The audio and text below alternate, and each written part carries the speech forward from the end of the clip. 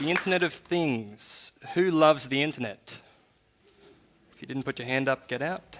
If you haven't used Google at work to do your job better, then you're wrong. And who loves things? The chairs you're sitting in, the glasses you're wearing, the phones you hold. Pretty much everyone, some weird people down here. Well, the Internet of Things, there's a lot to it, and I'm going to try and breeze through this in 7 minutes. But let's jump into it. Let's jump into what the Internet of Things, IoT, really is. Now, in a digital world, we can make everything talk to each other, right? We can make our phones talk to each other, we can make Facebook talk to each other, and in a physical world, not so much. This is where our lives and technological development has kind of stopped.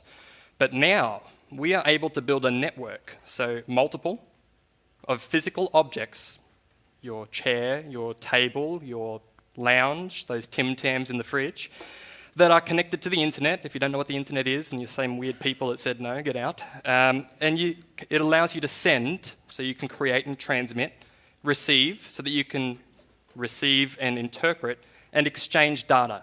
Exchange data. You can have conversations with things around you. So IoT will allow multiple physical objects, like your Tim Tams, to be connected to the internet. They can send just how good Tim Tams are to other Tim Tams and to you. And they can receive just how many people want those damn Tim Tams. And they can have a conversation with the other items in your fridge.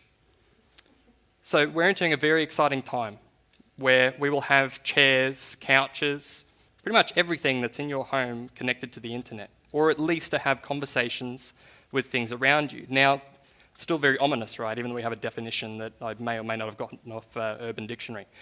But let's break it into 4 sections. Hardware. Little bits and pieces like this. The hardware is what actually allows us to connect digital items to physical objects. So I can put this on a door and it will tell me when that door opens. This is $1, by the way, $1. So we have hardware that senses things. We have data. Data actually starts to make sense of what all of this is, and it's the thing that we push around all the time, every day, that we don't really think about. But for example, this piece of hardware here creates ECG data. It tells me how fast my heart is beating. Let's actually check that out right now. Yeah, okay, 110, great.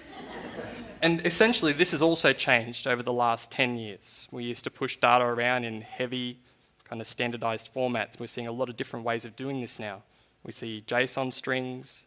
Let's see you interpret that, Mikey. JSON, yeah. And now data is getting leaner. We can say more with less. Okay, and data is becoming the universal language.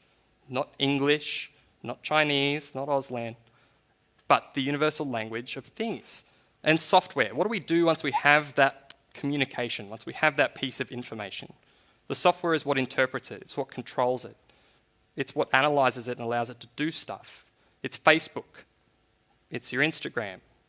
It's the things that actually take pieces of data from these pieces of hardware and makes it do stuff that is valuable to you. And the last step, without all of this stuff, is if it wasn't connected, it wouldn't mean anything. And connectivity over the last 10 years, we've seen go from cellular phones that were the size of bricks through to Wi-Fi, to Ethernet, to 2G, GSM, 4G, all these different acronyms that are awesome. But essentially, it's gotten cheaper and it's gotten faster.